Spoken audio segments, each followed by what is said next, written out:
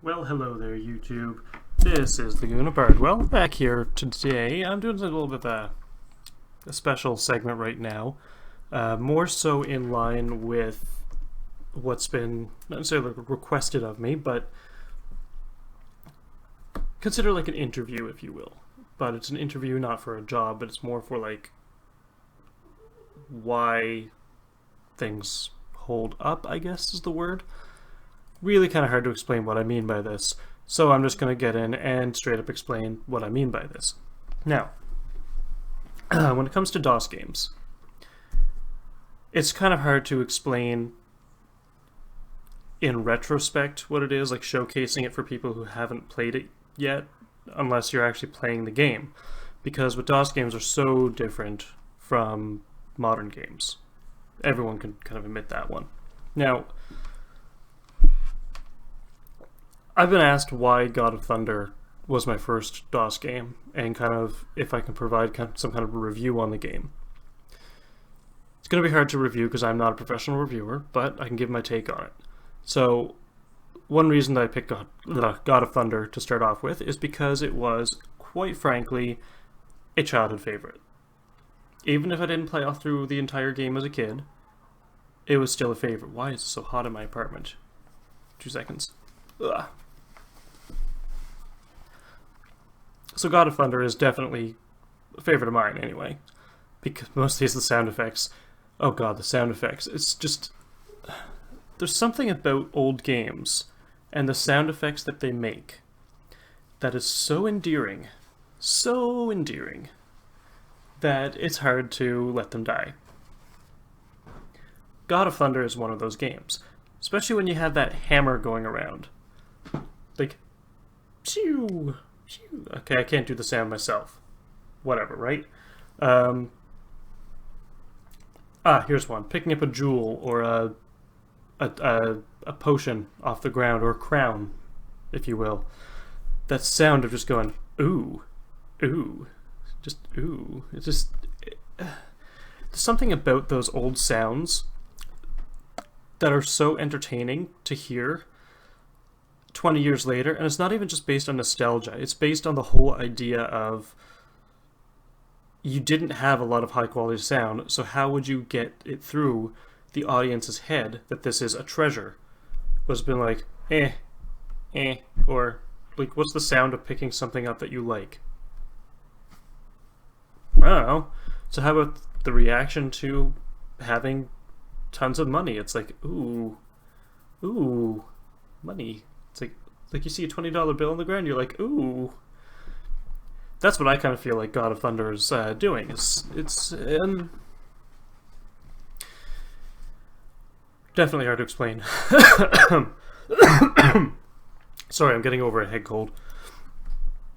Anyway, so it's sound aside, not even sound aside, sound included in this one.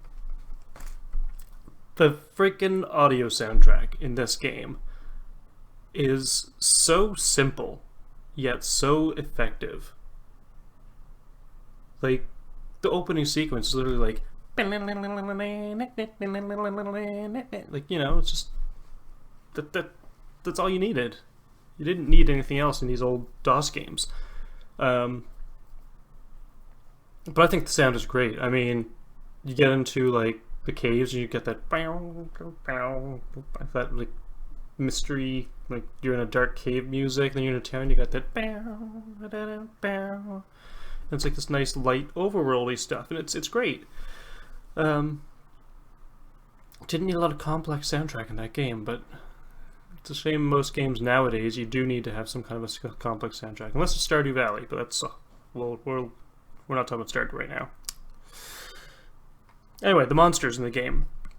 The reason God of Thunder is such a good game for anybody who is going to DOS is it combines some aspect of fighting, whether it be that up close, the slappy sounds, or the, you know, when a monster comes up to you and you're genuinely trying not to die and you're like shooting a hammer frantically at it, and there's obviously combat.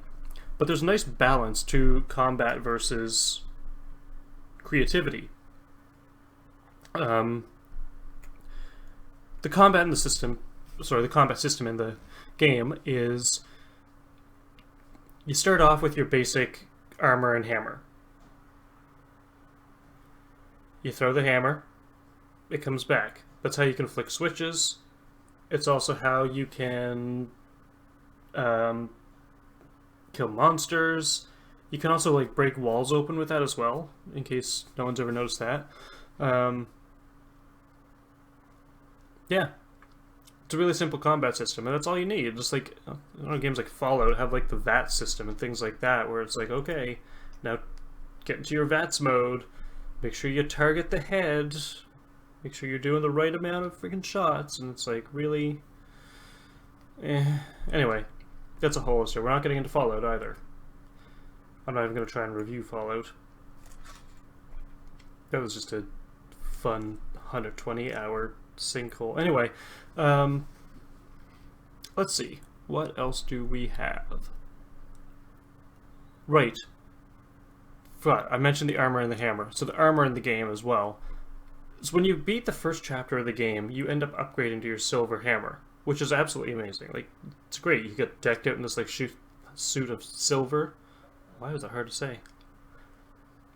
Suit of silver with a silver hammer instead of your basic Mjolnir, and then does more damage, and you take less damage, which is amazing. It's great. There's nothing wrong with that, but it doesn't necessarily overpower you. Now, I know a lot of games, like Final Fantasy VII, for example, as soon as you get to level 99, you can just go through and just be like, ting, ting, ting. Enemies just die left and right. God of Thunder was one of those games that it didn't allow you to overpower yourself. Because there was a lot of times where I still almost died in that game. There was a couple of times as well where I did die with the highest armor from the same enemies that killed me at the beginning. Like those fucking worms. Oh, those worms. For those of you who don't know what those worms are, by the way, say you have a puzzle that's built up. It's like, here's your screen. I'll just do it on the back side of this one. So here's your screen, right? And you have like, I'm just going to pull it up on an image later, I think, if I can.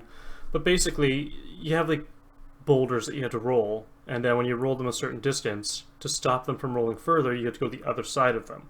Or go to the side of them, push them over, and so they roll another direction. Right? So, the reason I'm mentioning this is because there's some worms that are in the game, and when you're trying to push the boulders along and get to the right spot, these worms are strategically placed so that when you walk anywhere in a straight line away from them, so they're here, if you're here, here, here, or here, those worms will start shooting these like, I don't even know what, acid? Solar daggers? I don't know what to describe them as, but they instantly kill you no matter what your armor. And I got really fucking fun in the Act 3, and I tried to use my Amulet of Protection to block that attack. Still instant killed me. How do you get past these things? You gotta use the environment. There's no overpowering those worms. No way to kill those things either. And then for the regular enemies, there's like elves that run around. There's like 8 of them on a screen. They all shoot arrows at you. Freaking hate those. Freaking hate them. Basically, these things can all shoot at you, and if you your character stops blinking, and you get hit again, you'll take more damage. And these elves are going to be all the way across the screen from you. Or these ogre-y looking things that throw axes. So you might be like, haha, I'm on the other side of a river, you guys can't punch me. And then you go to walk across the screen, and then arrows. Great. Hippity doodah, right? But that being said, once you have the upgraded hammers and stuff like that, you can do more damage. So things that took 2 hits to kill in the first act are going to take 1 hit to kill in the second act, even though they're the same monster. They provide the same level of challenge. They still provide a challenge. It's not enough to get wiped out entirely because they still show up in groups. That being said as well, the puzzles in this game are so interesting. It's almost as if, like, Zelda puzzles were inspired by God of Thunder. It's just the way that it worked. Like Ocarina of Time puzzles, for example. It's like, okay, cool. So you move the block here, goes on the button, opens the door. Or in the case of God of Thunder, move the block to block the worm, go and hit the switch, arrow changes direction. So if it's pointing to the left, you can't move this way. Pointing down, you can't move up. Like that kind of thing. Just trying to move around, trying to hit the button to open the door, or get the key to open the door, but you just don't have it all the time, because you have to use the environment, not just one block onto a puzzle button thing. Whole story on that one, but that's a whole other story. Now the other part as well, and this is the thing that I kind of liked more about God of Thunder that I didn't get from other puzzle games growing up, is monsters using the buttons for or against you. So this is one of those weird ones where there's these hedgehogs, and they keep going over and hitting this purple crystal ball that pushes spikes up and down. But it's this long pathway where there's like spikes randomly, and they keep reversing each other, right? So this hedgehog going through and trying to hit the spikes. Spikes are going down, spikes are going up. You basically got to get through as quickly as you can, or else you'll die. And literally, if you're standing on a spike, no matter what armor you're wearing, and that spike goes up, you're gonna die. Even if it's just a freaking little bit, like it's like it could have scratched your arm and not even put a hole in it, really, you're still gonna die. And that's actually how, I believe, the third or second one, I can't remember now. One of them started, and you're in a prison, basically. I think it was in the second one. Yeah, it was Non-Stick Nognir. And there's these three hedgehogs, or two hedgehogs, are going, like, hitting spikes and stuff like that, or purple crystal things, and you had to go, like, between the spikes every step of the way, trying not to get hit when the spikes come up.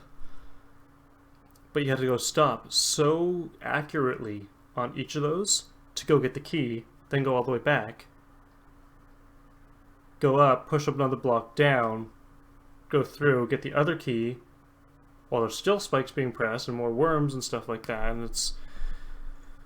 But basically, in those cases, you have to actually use the monsters to your advantage, which is something that I don't think I've ever seen as of yet.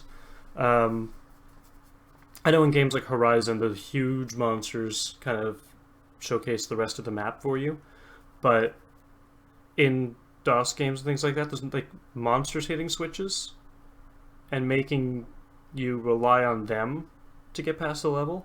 It's a very interesting twist on the puzzle games, because normally the puzzle is like, go hit this button, drag this block onto it so it doesn't depress, get your slingshot, find the hidden switch through the walls, like things like that are all relying on your inventory. But I just like the fact that God of Thunder takes basically all the environment into consideration and makes you rely on more than just the environment. The monsters interacting with the environment also affects you and your progress in the puzzle. Specifically with that hedgehog one, there's another puzzle where there's like, I think there's like 5 sets of hedgehogs all kind of running at each other, and one hedgehog trying to run through and hit that purple switch, right?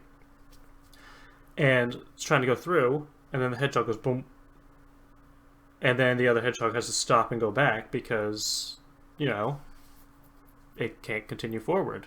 And then it tries again, it tries again, tries again.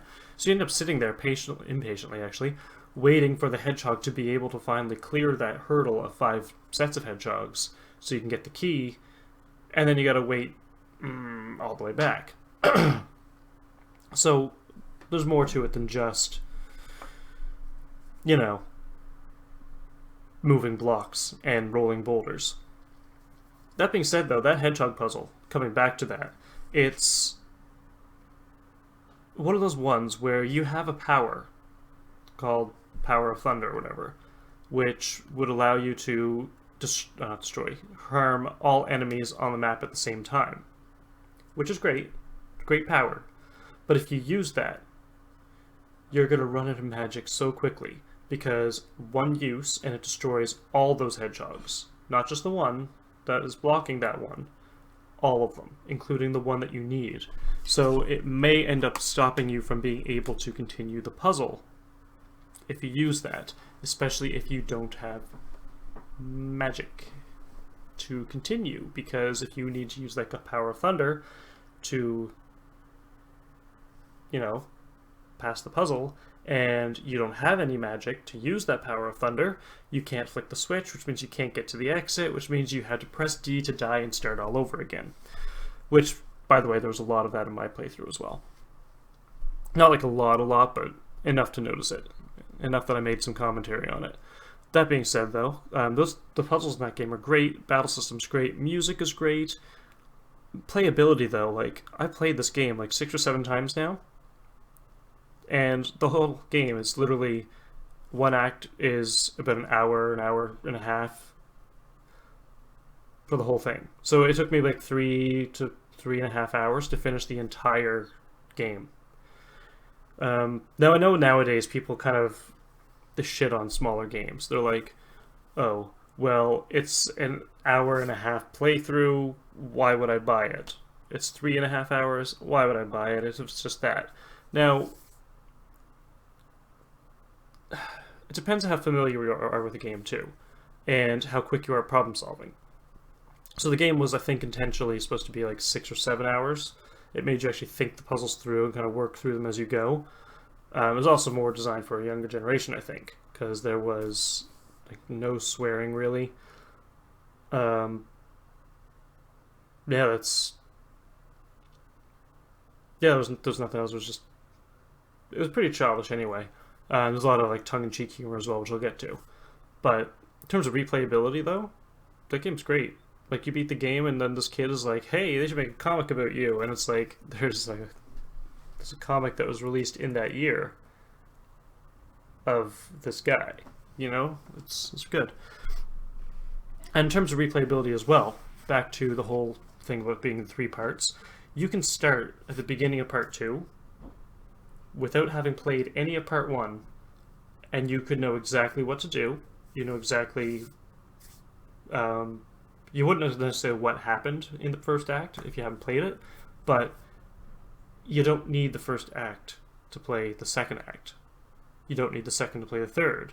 Kind of like in games like White Knight Chronicles, where it's like, here's this long, if you're a platinum whore like I am, 200, 300 hour game,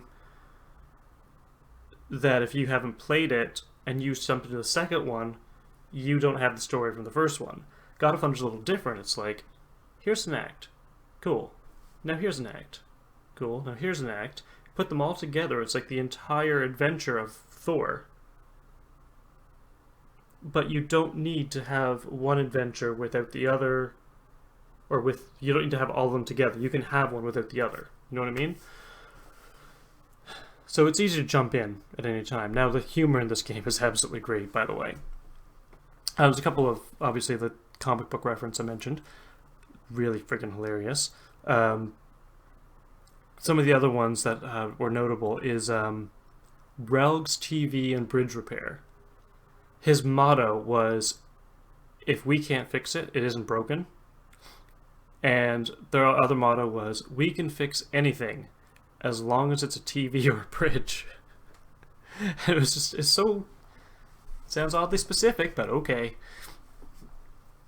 But no, it's an amazing series there, and some of the puzzles are, not puzzles, jokes are, they're very tongue-in-cheek, but they're appropriate for all ages, I think. Old hermit who wants Miss Muffy his doll. What was the other one? Oh yeah, the guy who gives you the key to his house, and he's like, now don't damage my pets, and then you go in and there's like 8 rats attacking you, and you have to get around to get a power-up, but to get to the power-up you have like another 8 spiders that you can't kill, and if they touch you, even just rub you with their legs, they'll kill you. Sorry, some of these puzzles are frustrating, aren't they? Anyway, so those are the main aspects that I was looking at with God of Thunder, but on top of it, I do have kind of an animation background. So I just want to say, for a DOS game, for being way back in 1993, it's really well done. Like, I saw no graphic glitches that I could think of, except for when you're going from screen to screen. Obviously, the puzzles reset. So, for example, if you break a wall with your hammer and you go through, and then you come back through to the other side. So it's like, say for example, here's the screen, and you break a tree here, and you go down. Then you come back up. You can see your character walking through the tree to get back to the next screen, which I totally understand, right? Like, you gotta re-break the tree again.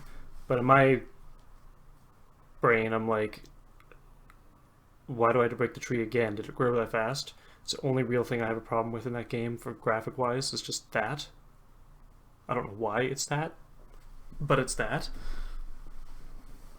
But in other words, some cases it helps. The puzzles, for example, if you put a block in the wrong spot and you exit the screen and come back, it's all back to exactly as you left it. So I can get it. But it's just trees that you destroy permanently. Why are they back? But no, that's about it. In terms of replayability, though, like, obviously I've replayed it again already, so 5 out of 5 on that, since I played 6 or 7 times. Let's see here. Soundtrack, I'm just going to straight up, I'm going to give it a 4.8. Only because actually 4.5, sorry. There wasn't enough diversity in the soundtrack. I mean, act to act there was differences, but I feel like there could have been like a switching soundtrack for when you're in caves, or the overworld theme could have been like just a couple of different songs that kind of switch back and forth, you know? Like, not the same song for the entire hour. But other than that, the combat, flawless. Puzzles, flawless.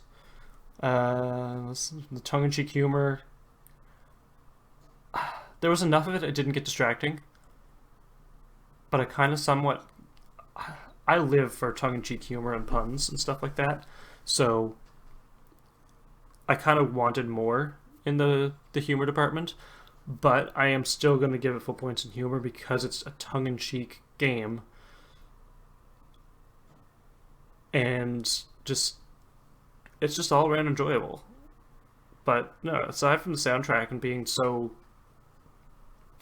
repetitive, I'd have to give that a full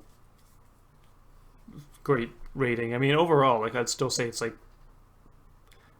9.6 out of 10 game.